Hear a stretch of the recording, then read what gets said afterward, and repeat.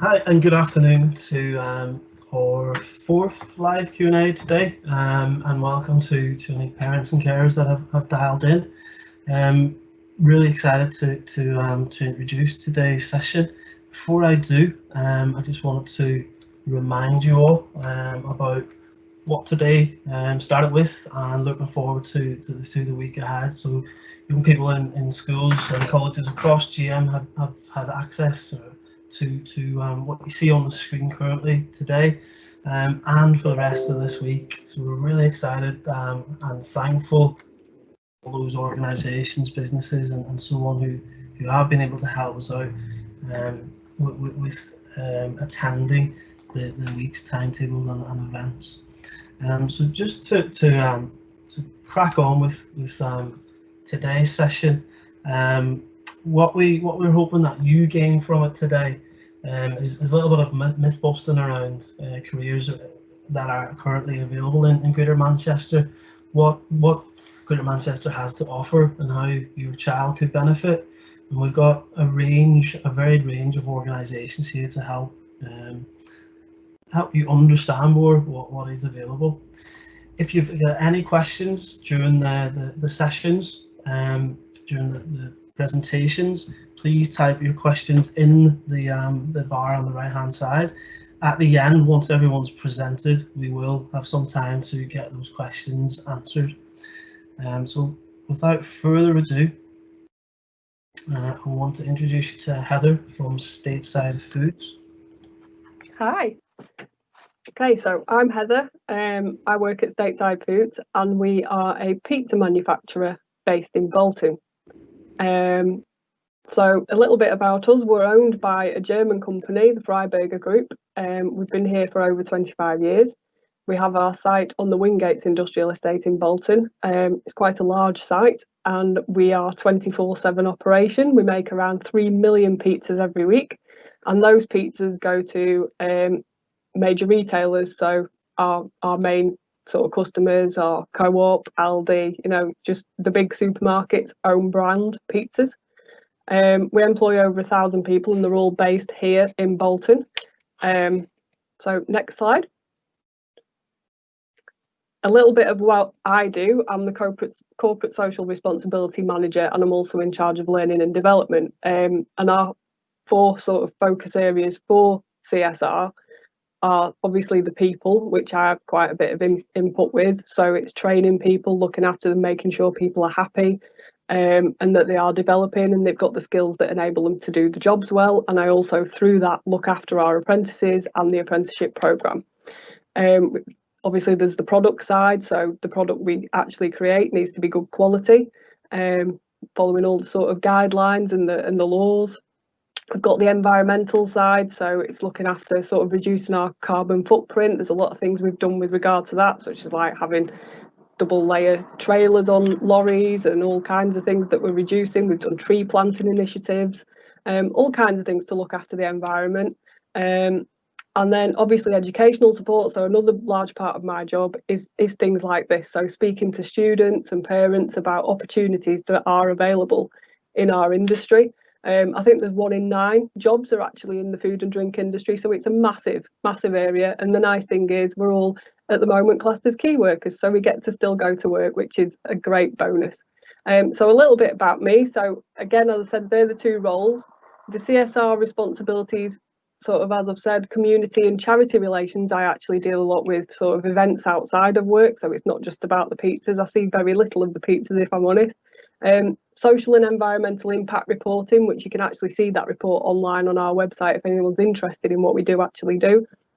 As I said, the school careers contact, things like inclusion and diversity, making sure people feel like they belong, that they're engaged. The employee benefits package, so things like the gym membership. Mental health has been a big push recently, so I've been training out mental health training to managers and staff. And then getting news out and information is also sort of a big area of my job with the website and newsletters, which have now, obviously newsletters have now gone online. So all these changes that have happened because of COVID. And then there's the learning and development side of my job, which again is the main priority, is sort of the training, manager training, and again, supporting 30 odd apprentices that we have on site, all in different stages of their apprenticeships. So moving on. So a little bit about me, my experience. I've been at Stateside for 14 years, so I always joke that they will carry me out in a box because I do love it here. For me, it's about the people, which is why I do the job that I do. But I started in banking and then joined Stateside in the accounts department and on reception, interestingly enough. But then through Stateside, I've actually gained my accountancy qualification. So I'm now officially a chartered accountant. Thank you to the company. And because I love people so much, I then moved into sort of the CSR side and learning and development. So I am still currently studying, and I have said to the students this morning that, you know, you've never done learning, and it's a good thing to keep studying and keep learning. So next slide. Have we gone forwards? There we go. Right, so this is just an overview of the company as a whole. So just to give you an idea of the jobs that are available. So if you've got a student that's saying, well, you know, I don't want to work in the food manufacturers because my interest is in IT, or my interest is in finance, or my interest is in engineering, you can do all of those things here. And I think this just illustrates just how much there is available for people to get involved in, even down to sustainability or marketing. If someone likes packaging design, it's all here and it's all available. So it's just being aware that those opportunities do exist, and it's not just a case of putting pepperoni on a pizza. There's a lot more to it, and it is very fast paced and very exciting. So next slide.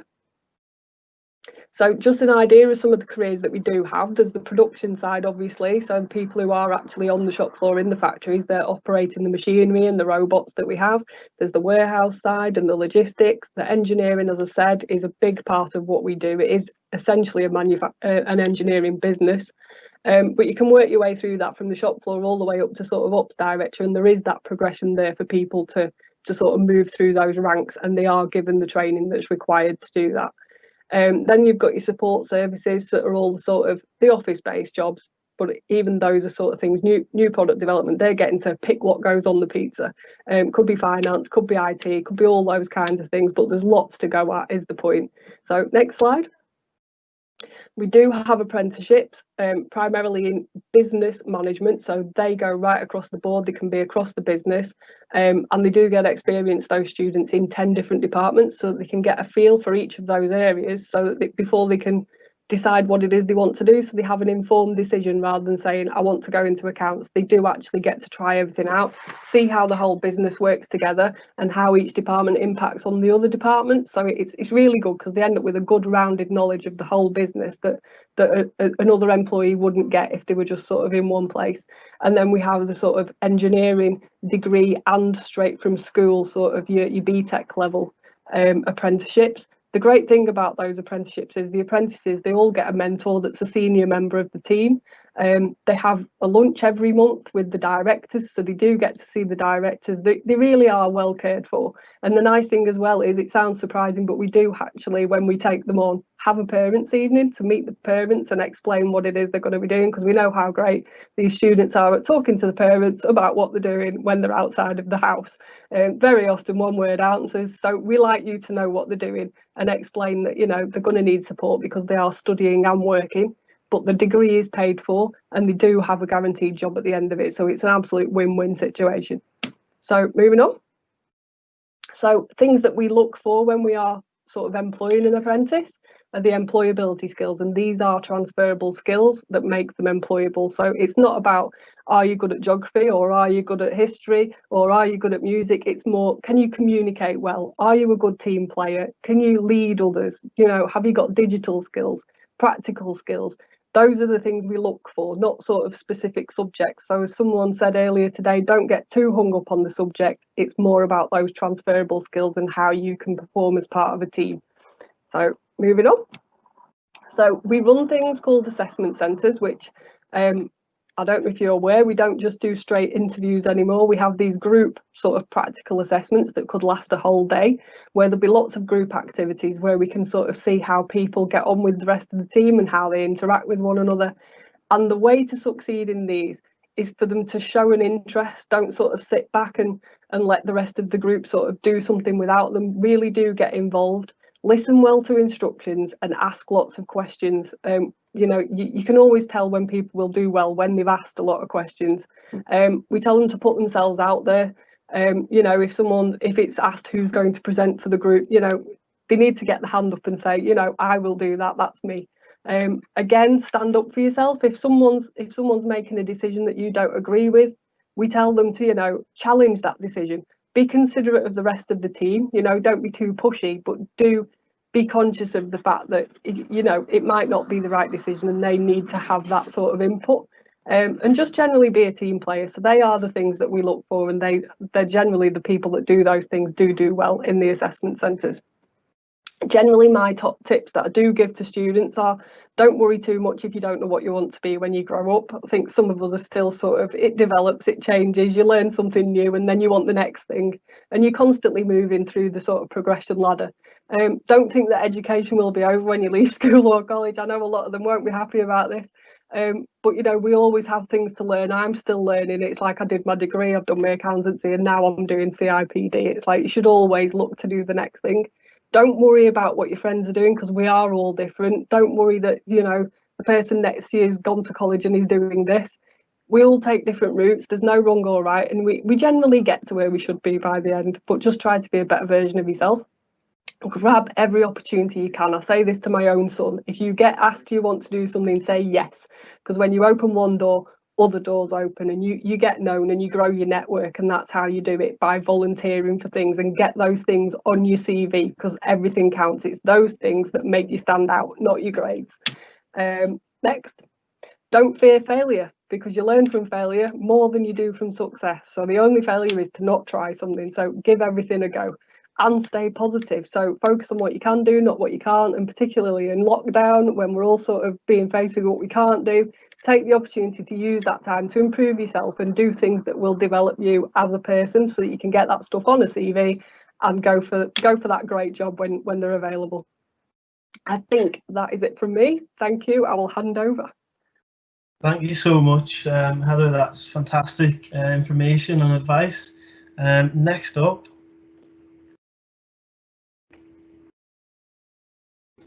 from North Coders, we've got Josh.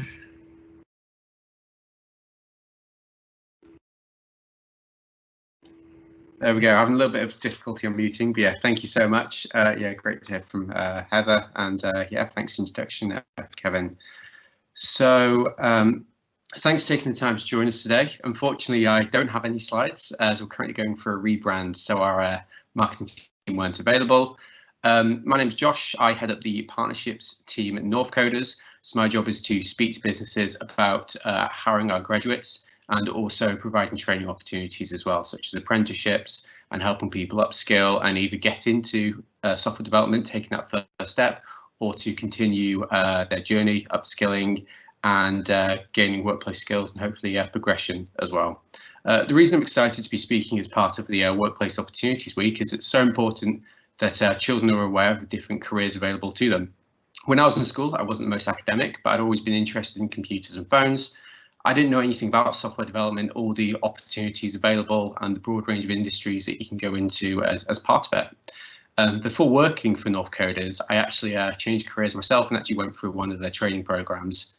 The experience has made me really passionate about educating young people on what an exciting industry software development can be, and making sure local communities and such as the families that have joined us today can benefit from those opportunities available. So obviously there's a lot of tech businesses in and around Greater Manchester, and I think it's really important that that people in those regions get the opportunities in those companies.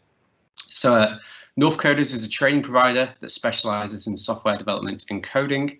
Our two most popular training programs are our Level 4 Software Developer Apprenticeship, and this allows companies to enrol staff in a curriculum bespoke to their organisation. So it can be people that are either looking to take that first step into software development, or people with a little bit of experience. But what we do is we sit down with the company, we sit down with the people that they want to put through a program, understand where their strengths and weaknesses lie, and build something unique for them. The other product is our coding bootcamp, and it's designed for people with little or no prior experience, and it should give them everything they need to become successful developers. It costs absolutely nothing to apply to this course. We think it's important that not only we give people the chance to try coding before they make a decision, but also they can decide whether or not it's right for them. You know, it's a big step to take, and we want to make sure that people have all the information they need to make an informed choice. So our application process supports people on their coding journey from day one, and we've helped now over 600 people across the North get jobs at more than 150 different employers. Diversity and inclusivity is a core value of our organisation. A third of the people that graduate our course are women, and our hiring partners are committed to creating a more inclusive industry. Diversity and inclusivity scholarships are provided to help people enter the industry. We've worked with organisations such as Ernst & Young and ThoughtWorks, as well as some public sector organisations, to provide opportunities to people who might otherwise be unable to afford training. And we work for a range of different finance providers, including those who offer no interest or fees. Again, very much about making the courses open and as accessible as possible. And we're really committed to making sure that anyone who is set on getting some training, I think it's the right step for them, that they can access it. We're also part of local organisations such as Innovate Hire, who work with schools and employers to help foster diversity and inclusivity across their teams, not just in tech as well. We've been training software developers now for over 5 years. I was, I think, cohort number 6, and have graduates working at businesses such as the BBC, NHS Digital, Auto Trader, AO, Co-op, and as I mentioned, various other government departments in and around Manchester and Leeds. So one of the reasons I think software development is a great career pathway, and it is well worth considering, perhaps if you're not already someone, or have children that already are interested in tech, is as well as being an in-demand skill set, it's industry very much projected to grow at a increasingly quick rate over the next 10 years as well. One of the most exciting things about software development, though, certainly for me, is the wide range of roles and industries available to work in afterwards. So almost every organisation over a certain size, as we just heard, have a need for software developers. Opportunities are available in organisations that specialise in media, finance, law, e-commerce. Of course, Manchester is famous for fashion, HR and recruitment, but also the public sector as well. So as I mentioned, NHS Digital and the Department of Work and Pensions are major employers in the North. Starting salaries are excellent, and software development comes with good job security. And as we've all seen, with all the uncertainty of working from home, it's been a resilient industry during this pandemic. One of the great things about software development is anyone can learn to code. There's a wealth of online resources. Many of these are free of charge, and we're always happy to sort of signpost these resources to people as a good first step. And as I mentioned a moment ago, see whether or not it's going to be a good fit for you, and that's really for anyone who wants to get started. So yeah, you can have a go, see if it's right for you, see if it's going to be something you enjoy, and then think about, okay, what's that next step? What does that journey look like? It's one of the easiest industries to showcase your abilities to potential employers. So by creating an online portfolio of your work, it's obviously very easy to share that with people, to direct people towards it, and show people what you are capable of, even without formal qualifications. Obviously, there's training providers such as North Codes that exist. Obviously, universities provide computer science degrees, but a lot of people that get into the industry are self-taught as well. And being able to show people what you can and can't do means people are willing to speak to a really broad range of people. And it's more about what you can do rather than, I suppose, a piece of paper or who you know.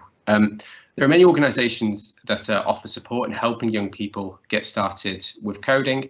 So some of my tips for entering the world of work is, as well as taster sessions and introductory courses and outreach that we do, not too dissimilar to this session, many businesses across the Northwest will run free meetups and events to help people get started coding. I know there's other training providers that are doing some great stuff around this, but even organisations such as I mentioned, Department of Work and Pensions, likes of BBC, NHS, they will regularly run events where they'll get people from their development teams to host things like hackathons. I know that a lot of the time in the school holidays they'll do this, and people can win awards like robots, Raspberry Pis, that sort of stuff. And there's no barrier to entry for this stuff as well. So if you're just an inquisitive mind, or perhaps you're already doing some coding as part of IT in school, it's a great opportunity to to meet other people with similar interests, but also pick the brains of people that are out there working in the industry, what a typical day looks like for them,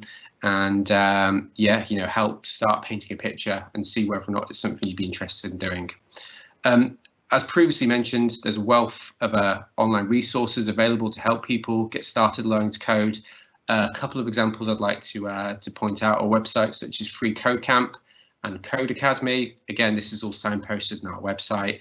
But yeah, completely free of charge, and it's a really nice, helpful way to have a go and see if you enjoy the problem solving and people often don't realise it, but creativity that working in software development offers. It's effectively creative problem solving, as I mentioned. There's such a broad range of different industries you can go into as well. As well as university courses and subjects like computer science, many employers will offer apprenticeships, training and support as part of that role through organisations such as North Coders to help people get those skills on the job. And that could very much be that first step. So learning the basics on the job in a supported environment, or taking perhaps that next step and becoming more experienced, learning some slightly more advanced stuff, and also like managerial responsibilities as well. Many early careers developers will often be happy to support people learning to code as well, mentoring and providing advice. I know a lot of people who I've known go through the North Coders course now, work with local organisations such as Prince's Trust and run events where they'll go into schools, they'll mentor people who are new to the industry, talk about their journey, what went well, you know, what they maybe would like to have done better, and yeah, help people really paint a picture about where they see themselves going and if it'd be a good fit for them. We think it's really important that people understand the range of opportunities available as a software developer as well, which are as diverse as you know, the great city of Manchester. So for us, it's not just about teaching people to learn to code, but helping people find an organisation that also has a culture and ethos that means people look forward to work every week. In terms of progression through a career, as I mentioned, it's a really good industry in terms of being able to demonstrate what you can and can't do. A lot of companies will invest in their developers and help people keep up to date with technologies and shifts in the industry. But you know, I mentioned a lot of mentoring opportunities as well. Participating in that sort of stuff and, you know, helping people is a great way as well of getting something in your CV, showing people that you're more than just, you know, a 9-to-5 coder, and you really want to help the local community, and it's great PR for the business you work for as well. So yeah, to summarise, software development is an industry that has a serious shortage of skills and people. That's not going to go away anytime soon, and certainly seems to only be growing, certainly in Manchester and the Northwest. It's one of the fastest growing industries, and many organisations, certainly that we work with, are committed to improving diversity and inclusion. So what this means is that, you know, a lot of organisations are looking at working with, you know, schools and people perhaps new to the industry, or maybe didn't think it would traditionally be a good fit for them. Maybe university isn't the direction they want to go, and create roles that are rewarding and provide an excellent work-life balance. Looking forward to obviously hearing the rest of the people talk today, and be happy to answer any questions that people might have at the end as well. Thank you.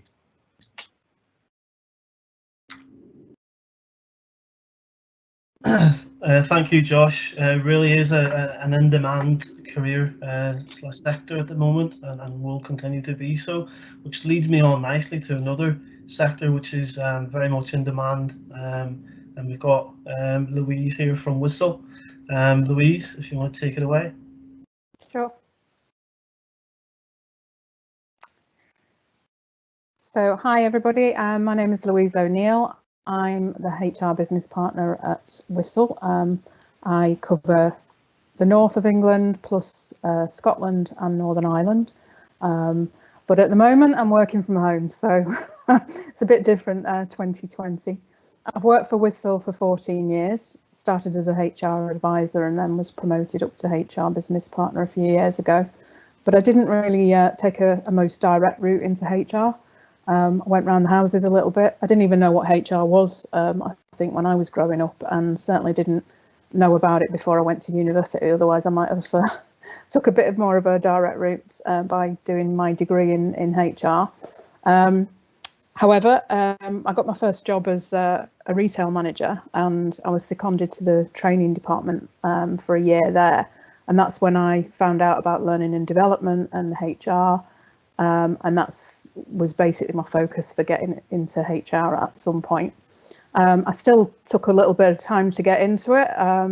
Did lots of management jobs, but I think they give me a good grounding. So it's not necessarily a bad thing to have a bit of a scenic route to your career. I think having lots of different experiences only gives you that more rounded view of everything. So that would be my one of my tips. In terms of what HR is, people often ask this, and you know, it is the people profession, and it's like Heather said, you know, we're dealing with people. If you like people, then HR is a great career, and it's all about championing the better work and better working lives for people. And you can also specialise and go into different areas such as learning and development, reward and recognition, diversity and inclusion, as Josh touched on, engagement, recruitment, and even HR information systems, some more sort of a more technical HR role. So yeah, one of the things they say about HR is that it's said to be a future-proof career because it can't be done by machines. People have to deal with people, and so in terms of the future of work, I think it's a great area to get into. And I've never looked back. I did my CIPD qualifications on day release when I first got my HR role at the ripe old age of 37. And yeah, as Heather said, you never stop learning, and it's an ongoing thing. And I absolutely love my job. So you never work a day in your life, as they say, when you love your job. So who are Whistl? So a lot of people have never heard of us. If you live in the Bolton area, you might have seen the new depot. I say new, it's been there 4 years nearly now. But we're the largest private logistics company in the UK. We're the second largest UK postal company, and that's behind Royal Mail. So that's how big we are. We're also Royal Mail's biggest competitor, but also their biggest customer, which is a really strange relationship to have with them. But we process 50% of business mail in the UK. So actually more than Royal Mail. In terms of e-commerce, last year we processed 72.4 million items. So obviously in 2020, e-commerce has gone even further through the roof in terms of people buying stuff online, and the amount of items we're having to process. We're actually just opened a new warehouse in Northampton just because of the sheer volume of fulfillment and e-commerce requests that we're getting. So it's a massive growth area, obviously, for Whistl.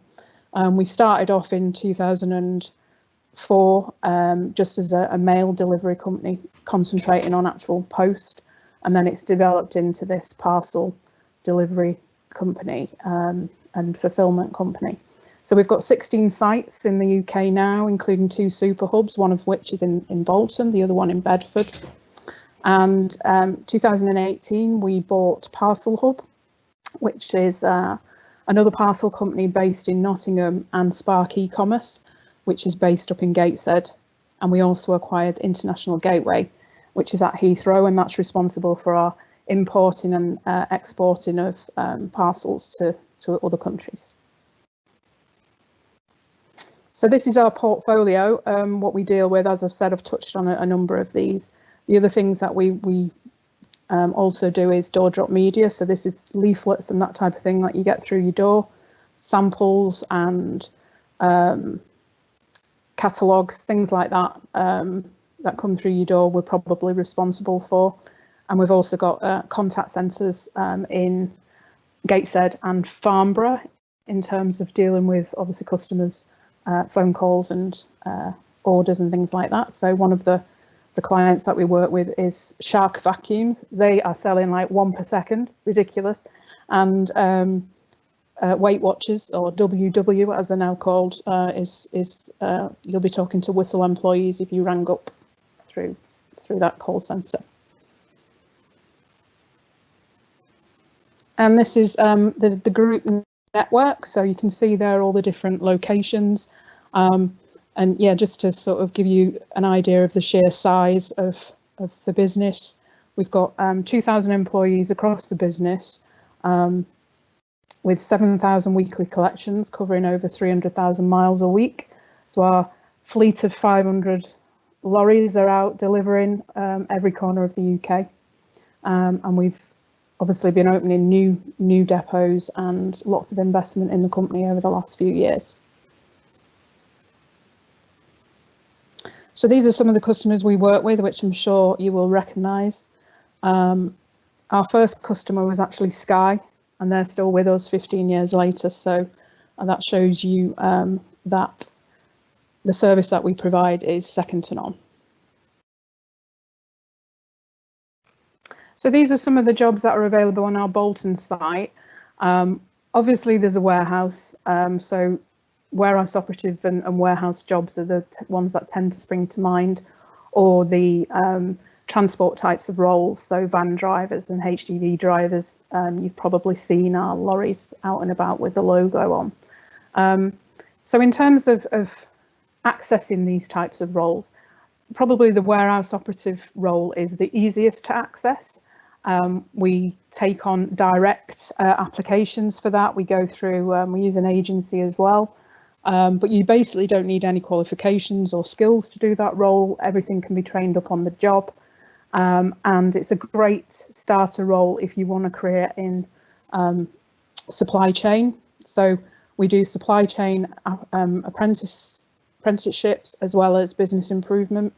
And we're very proud of the fact that we do a lot of succession planning and promoting from within. So we've got a number of our warehouse team in Bolton who started as warehouse operatives, but then have risen through the ranks pretty quickly in terms of, you know, getting the next step to team leader, supervisor, shift manager. One of our shift managers was a warehouse operative only 4 years ago, so they can rise pretty quickly if they show that they've got that you know, the right attitude. As Heather was saying, really very similar to stateside. It's all about you know, communication, being a team player, having that can-do attitude is one of the things that we look for. We also do a lot of driver apprenticeships. So people come on as van drivers, and then we train them up to HGV Class 1 and Class 2 licenses, the driver CPC. So that's another great route to come into the business. And again, you know, you can rise from being a driver into a transport role, such as being a supervisor or a planner or manager even. So I've put some of the websites on there where you can get further information in terms of roles within transport and the warehouse. Also in Bolton, we have a commercial floor where there's a telesales department, account managers, there's a business development team. So they're the guys who go out meeting our clients, getting new business in, and obviously growing the business. So also based around the UK, but like I said, there's a big team in Bolton. We've also got project managers, implementation management teams and asset management teams, and even finance to some extent on the Bolton site. So loads of websites there for further information on those types of roles. And these was just a couple of takeaways that people can do to sort of help them decide what their career should be, if you like. You can do a values test to find out what would make you happy in your career and take the right route, with also aspiration ranking as well. But they're free tests that you can do online. And basically, I just want to say that, as Heather said, you're never too old to stop learning. I'm actually doing an apprenticeship myself, and I'm 53.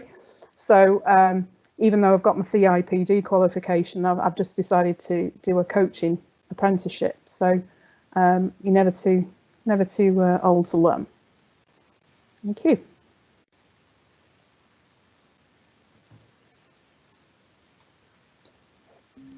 Brilliant. Thank you very much, Louise. That was wonderful. And you've tied that in really nicely to our next speaker, who's Charlotte, who works for Trafford Council.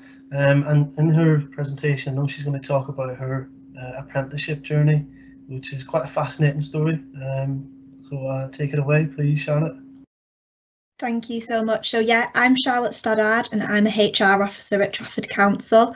I'm currently undertaking a level 5 CIPD with HR consultancy apprenticeship. This is my third apprenticeship now. I started doing apprenticeships in 2016 when I started at Trafford Council.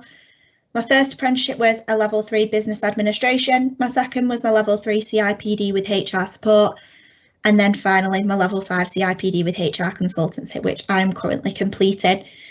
So today I'm just going to kind of talk you through my journey of how I got into my first apprenticeship, my second, and then ultimately my third apprenticeship, and what that was like at each stage, how that training was delivered, and my future career plans after doing an apprenticeship as well.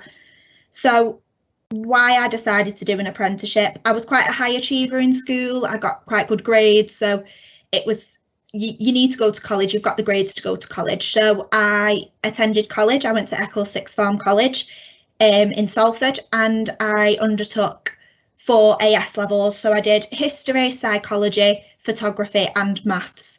Now I loved maths at GCSE. It was one of my favourite subjects. So I decided to pick it up at A level as well. And I was really struggling with the jump from GCSEs to A levels. I followed it through for my first year, and when I got to the exam season, I wasn't recognising myself. I became quite an introvert, I was stressed, and I didn't like the person I was becoming. So I went through my AS levels and I got my grades. I wasn't happy with them. I'd gone from an A at GCSE to a U at AS level, and I was heartbroken. It was a subject I really enjoyed, and I didn't know where to go following that, and I knew that exams weren't for me. So I actually dropped out of my AS levels and joined the BTEC business course at my college. So I was then a year behind all my friends, which I wasn't bothered about. I could still see them. We were all at the same college. I did that for 2 weeks, and I really, really missed the variety that I was getting from my A levels. I missed going from my history to my psychology to my photography class, and I missed seeing all the different people and learning about so many different things. So I actually reverted back to my A2 levels, and I did complete those. As I was going through my A2 year, we started looking at UCAS applications to go to university. And I just knew it wasn't for me. Just the way I was around exams, I knew that I didn't want to go to university and do more exams. So I was trying to look at other options, really. I was working part-time in retail at the time, and I knew that wasn't the job that I wanted to do. I knew I wanted an office job, and I have quite a caring personality, so I knew that I wanted to do something with people. So I looked online with the help of my mum and dad and my friends as well, and I looked on the government website. That's how I applied for my apprenticeship, and found my initial apprenticeship at Trafford Council. I realised that I wanted to do an apprenticeship because I was doing so well in my practical subjects compared to my academic ones. So I just decided that that would be the best path for me. So I applied through the government website, and I got through the application stage, and I went for my interview. And it was just a competency-based interview about the skills that Heather was speaking about before: communication, teamwork, leadership, all those things that you do build in school without even realising that you're doing it. Sometimes you question why you're doing certain things, but when you actually go to a job interview, you realise that you've actually got such a wealth of experience from school, and the things that you can take forward and have transferable skills from. So I actually got the job. I got a phone call when I was revising for my mock exams, and I was so happy. I'll never forget the feeling or that day at all. It was one of the best days of my life, because it's got me to where I am today. So my responsibilities have changed dramatically since I first started 4 years ago. So initially I was quite in a supportive role. I wasn't just doing an apprenticeship and had a first proper job, I was learning about local government as well, and what local government was and how that linked to central government, and the changes that we had to implement when there was any changes in central government as well.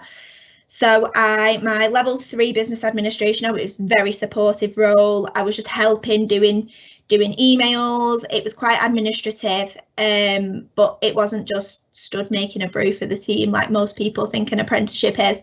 Then when I moved on to my level 3 CIPD, my role changed slightly. I was advising managers a bit more and being able to use and work on my initiative. Then finally, my level 5 CIPD, I've kind of moved teams within HR, and I work for the HR operations team that deal with disciplinaries, grievances, organisational change. So I am advising managers on policy and procedure now, and I'm also learning about that more and more every single day. It's such an interesting role to be in, and obviously I didn't really know that this side of HR existed when I first was looking at apprenticeships. So obviously the way that the training is delivered for an apprenticeship is different depending on the apprenticeship you do. So all 3 of my apprenticeships have been delivered slightly differently. So my initial one was 12 months, a 12-month apprenticeship, and it was all done distance learning. So my assessor used to come in and see me every 6 to 8 weeks. My second apprenticeship was at night school, so on a Thursday night, 5 till 9, I used to go to Trafford College and complete my assessment there. And my level 5 was during the day as well. That was a Thursday afternoon, about 12 till 5 at Trafford College again. Both of those had an endpoint assessment, so a professional discussion and a consultative project that was kind of focuses on the skills, knowledge and behaviours that you need for that apprenticeship. So a consultative project's kind of like a dissertation, and your professional discussion is quite like an interview. So I've gained so much from my apprenticeships. It's unbelievable. I've come on leaps and bounds. My confidence has grown. The knowledge that I have in HR has grown extensively. Not only that, but my written communication, especially doing my level 5, it's just so much better than I could have ever expected. I was quite a maths and sciencey person, and now I do quite enjoy writing reports and writing things and getting my points across in a written manner. Obviously, being able to still use my practical side is great, as well as my job role as well. I do actually do a couple of other things for apprenticeships on the side. So I'm obviously an apprenticeship ambassador for Greater Manchester, and I'm also the chair of Greater Manchester for the North West Young Apprenticeship Ambassador Network. So that allows me to be able to go into schools and colleges and tell my journey of my apprenticeship and explain why I did an apprenticeship and how I did it. My future career plans is obviously to stay as an apprenticeship ambassador and as the chair of Greater Manchester for the YAN. But following on from that, I want to do quite a lot with my future. I will finish my level 5 around May next year, and I'm looking at applying to do my level 7 at either Manchester Metropolitan or Uni of Salford, doing a full masters in September. And I also want to do more apprenticeships, hopefully in leadership and management, following doing my level 7. And then in a few years, I would like to open my own HR consultancy to support small businesses, doing reward and recognition, employee engagement, employee relations, and all wonderful HR-y things like that they aren't able to supply.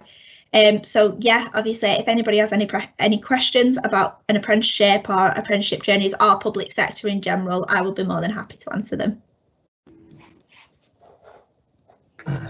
Thank you very much, Charlotte. Great point on the questions. If our audience have any questions out there, do please type them into the Q&A section, and at the end, just before we finish up, we'll have hopefully some time to answer those questions for you, which leads us on to our final presenter this afternoon. And we're absolutely delighted to have Andrew here from the Careers and Enterprise Company, who are our biggest partner for the work that we do here at Bridge GM within GMCA. Over to you, Andrew. Many thanks, Kevin, and good afternoon to you all. Yeah, my name's Andrew Webster from the Careers and Enterprise Company, and I work as an education manager. Just a bit in awe of Charlotte's presentation, still the amount of stuff that she's done, reflecting back on my own career. Interesting. When I actually started myself as an apprentice of business and finance qualification many years ago, and I'm probably testament to the sort of many twists and turns that you take upon your career. And I think that's a big message from my presentation is, you know, it's absolutely fine not to know what your son, daughter, your family member is doing next. It's absolutely fine not to know. I think it's in some respects a good place to be, but then it's getting on with finding out and doing some research and talking to colleagues and friends about that, really, but not to stress over it. So Careers and Enterprise Company, we work very closely with organisations like the Combined Authority in Manchester and local authorities and local enterprise partnerships. Our role is to sort of support careers leaders in schools and colleges deliver a world-class careers education programme in their institutions. Thanks, Kevin. Next slide. So I thought a good place to be would be just to recognise where you are as parents and carers and the hugely influential part you play in your sons and daughters' career decision making. This probably won't come as a surprise to you that you are the most influential sort of individual in their decision making. What you say, how you act, what you encourage them in, what you discourage them from, plays a huge part in the information they take on board. So it's really important to be talking with you today. And you've heard some fantastic presentations and overviews from colleagues on this session already, but through the course of this week, there's just so much information that you need to sort of pick up to really help support and inform your son or daughter. But you can see from that research, and there's been research over the years that shows this massively influential part you play. And I think which is great, but it does bring this challenge about making sure as parents and carers you are informed about the latest pathways, the latest information that there is around the choices that can be made. And it was so great to hear today this really strong message about apprenticeships, because we know over the years it's taken a long time for them to get parity with more academic qualifications. I say more academic, I mean the traditional academic qualifications such as A-levels. And that's not knocking A-levels at all. It's just ensuring that for every young person, they get on the right pathway. And I think the experience that Charlotte just spoke so eloquently about how you can chop and change even when you make a decision, it's fine to do that. The worst thing to be is in the wrong place doing the wrong qualification. Okay, next slide, please. Okay, so I want to just spend a couple of minutes on this slide because, again, I'm sure as parents and carers are on the call, recognise the many ways and varied ways you can support your son or daughter around decision making. And there's a really good bit of academic research that I want to just quote from, which has only taken place fairly recently, into how parents and carers can support young people with decision making. And it's sort of summarised in these three very broad areas. And I think it's worth going through these because you'll probably recognise them yourself, or if you don't recognise them, you might think about other ways you could support your son or daughter. And you know, as obvious as it might sound, there is the practical support that you can give, and I'm sure you are giving, around research, ideas and interests. And I think this goes back to my earlier point, it's okay not to know, but doing something about it, you know, that first conversation or that first bit of research, because through knowing what you don't like, you'll start to understand what you do like. And I think that bit of research and encouragement in research is a really important place to be. So fine not to know, but important to do something about that and start thinking about either subjects or hobbies, sports, volunteering, interests that you have. And from that whole range of activities, you can start thinking about, you know, building up the sort of person that you are, the skills and attributes and interests that you've got. Informational support. Well, I mean, this obviously goes without saying, but there's a big health warning around this because the world of education and training has changed so much. So I think it's really important that we talk to our sons and daughters. I've got a year 10 myself at home, talk to them about what I do. He doesn't think I do very much. He just thinks I sit around in this chair all day talking to a computer screen. You know, what sort of job is that? But I try and explain to him what I do day to day, what our organisation's about. And I think just that information giving is so very important. But recognising, particularly around things like apprenticeships, they have changed significantly since I've undertaken mine, and perhaps you may have undertaken yours if you've done one yourself. The progression routes for them now, right up, as Charlotte was saying, up to level 7, you can progress through your career, and you can take apprenticeships, as we've heard some of the other speakers say. So it's great to pass on information, but do recognise the limitations of your own experiences and then find support to help fill in the blanks. And then I think, as some of the speakers have alluded to, the emotional support. There's never more been a time really when young people need this level of support. There's a hugely disruptive educational landscape out there. I know from my own son's experience, but no doubt your family's experiences of school closures and disruptions with lockdown and remote learning. However, these are all experiences you can draw from, and I think the point about learn from every experience, no doubt assessment centres and on-screen virtual assessment centres, they're going to be here to stay for our large organisations. So the more experience you can get around those, the better.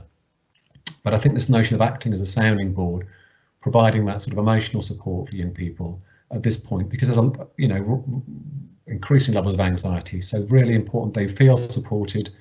And like I said, there is no bad decision that they can make, really. They can learn from decisions that haven't worked out, but do encourage them to explore and research ideas.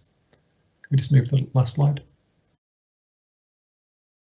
So I guess I just wanted to finish, this is my last slide, just talking about sources of support, really, because as parents and carers, you've got big responsibilities, as I've just alluded to, around informing your sons and daughters about career pathways. And quite rightly, you need support out there.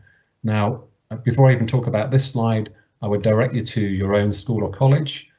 On their own websites, they should have information about their careers programs. They should have an appointed careers leader who can support you if you've got particular questions around your own son or daughter's situation at that school or college with regard to careers, and their access to a careers advisor for specific supports.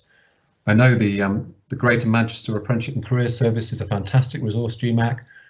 Via their website, loads of excellent support on their parents and carers section, which I looked at myself earlier today. And finally, I just want to mention our own resource that you can access via the link, and that'll take you to a parents and carers guide that was produced on a national footing earlier this year. And you'll find in there a lot of information, but very importantly, links off to other organisations and support organisations that can help you. So please recognise you've got a big responsibility. You play a huge part in your sons and daughters' career decision making.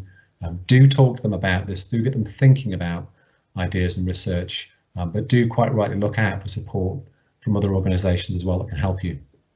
Okay, really enjoyed speaking with you all today. I hope you found the session informative and very happy to take questions. Thanks very much, Kevin. Thank you, Andrew. Again, very informative. And if there are any questions for the presenters today, if you can just type them in. We have one from Shireen who wanting to find the links of names of people in this meeting. I don't know if they want to. They might not be able to share their own personal email address, but if there's anyone of the presenters who could just let the audience know who they might contact. Is there a generic email address at your organisation? If you start maybe with Josh. Yeah, sure. So we've got a team at North Careers whose role is to basically signpost and advise people on making that first step into Learn to Code, whether it's with us or perhaps a different avenue. He'd be more than happy to help. If anyone's got any questions around apprenticeships that we offer with our partner organisations, my email address is josh.gray@northcoders.com. And just while I'm talking as well, I'd just like to say it was really good to hear about everyone's experiences with professional development in here as well. And yeah, some really good points.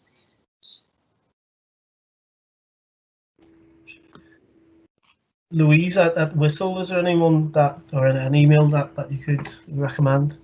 I'm quite happy to share mine actually.